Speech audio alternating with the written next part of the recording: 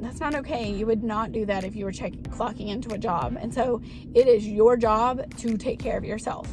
So it's not an option.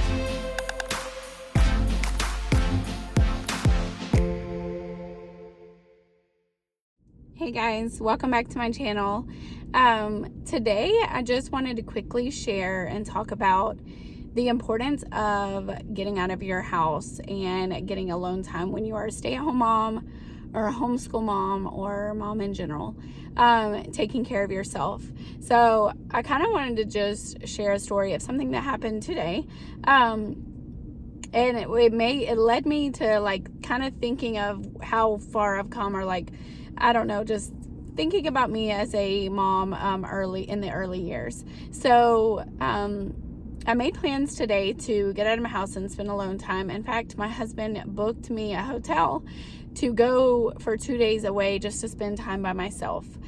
This is the first time I'm ever doing anything like this, so I don't want to paint this picture that like I just have the availability to leave my kids for 2 days. Like, no, I've gone away before, but maybe with a women's group or, with my mom or my sister or something like that. But this is the first time I'm doing something just by myself for 2 days of alone time. But anyway, so this has been on the calendar for a couple of months, and today was the day that I was leaving. And right before I was leaving, so I'd already given the kids like a hug and kiss goodbye, and before I was leaving, they decided they were going to do a living room show for me. I'm sure your kids do that too. But anyway, so I go into the living room. I'm like watching them. Then they start to disagree. They're like a full-on band. They start to disagree and kind of argue a little bit. Well, one of my children started crying, and they were not okay before I left. And so I'll tell you what happened today, and then I'll tell you, how I would have handled this maybe early motherhood. So today, I realized, okay, you're upset. I'm reading between the lines that you're upset, yes, because you're arguing with your siblings, but also I think there's this underlying, you don't want me to leave and you're sad that I'm leaving, which is understandable. I'm mom, and to be gone for 2 days, like, that's a big deal.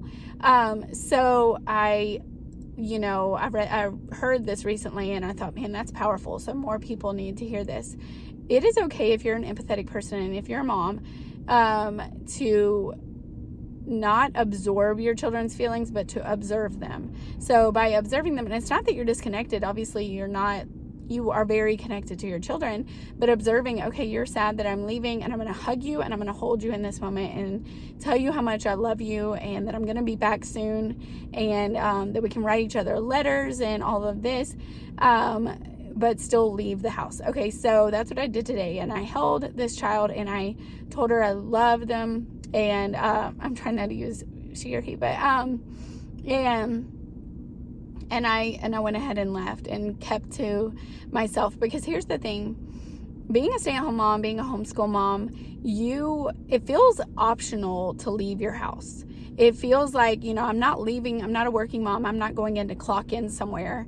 Nobody's expecting me. The only person I'm letting down is myself. So it's easy to cancel on yourself.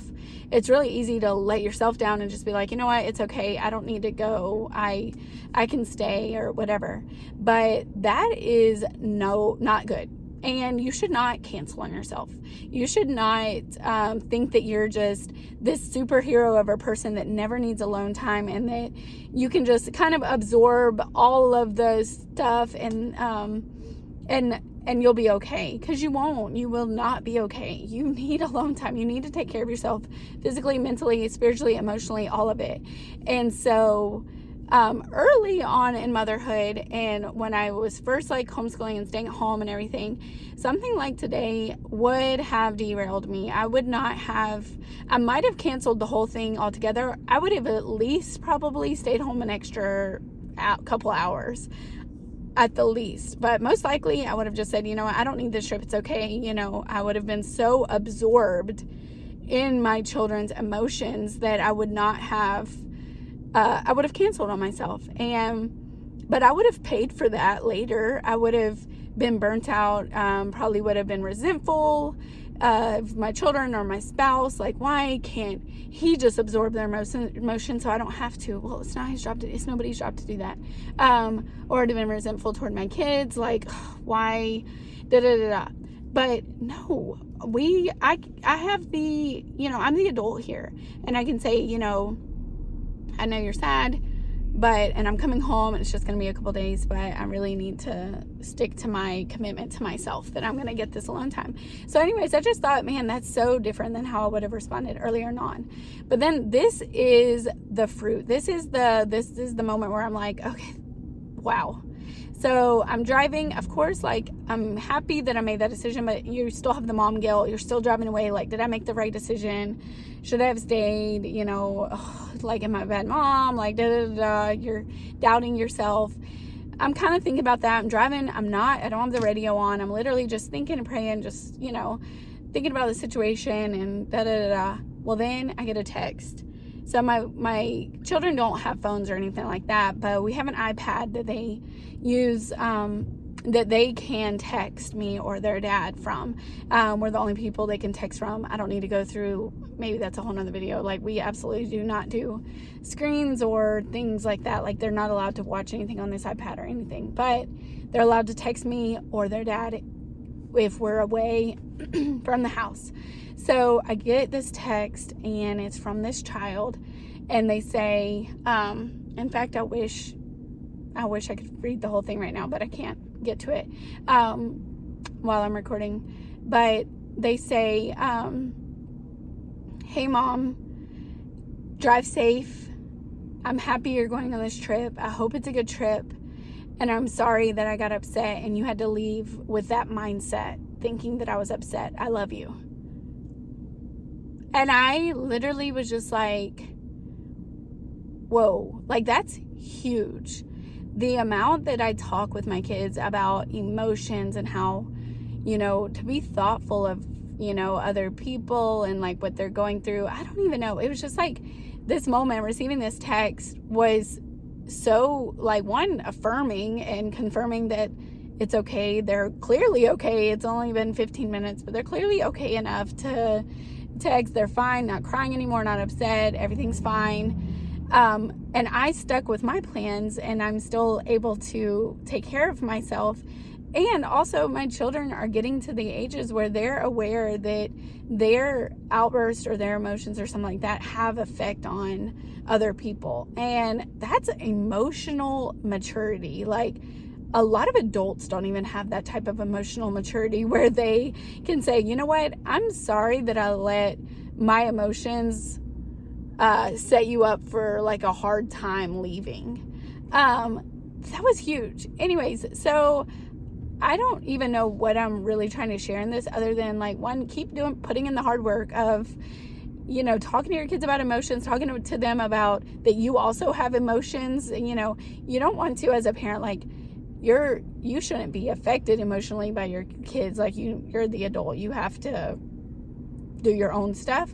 But I do think it's okay to, like, let your kids know you're not a robot, that the things they do affect you.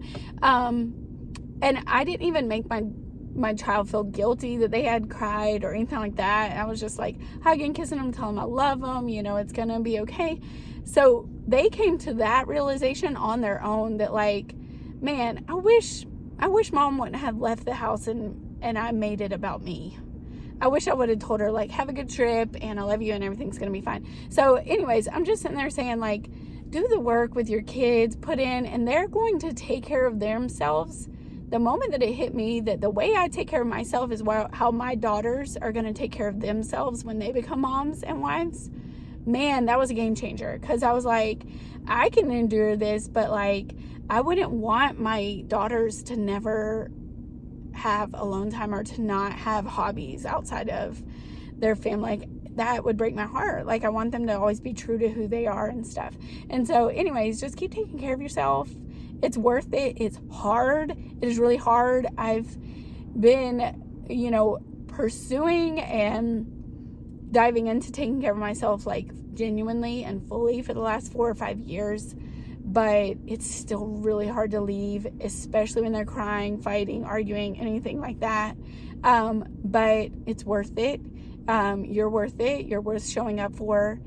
In 20 years, they're not going to remember this 2 days that I spent away from them, but I will, and my soul will, and my heart will, because alone time and refilling yourself and fueling yourself up, it changes the kind of mom, wife, and everything that you are, the just person that you are. So they're not going to remember, but I will, and so it's worth it. And yeah, stop canceling on yourself. Like, that's not okay. You would not do that if you were clocking into a job. And so it is your job to take care of yourself. So it's not an option. So anyways, just wanted to say that. Thanks for joining me.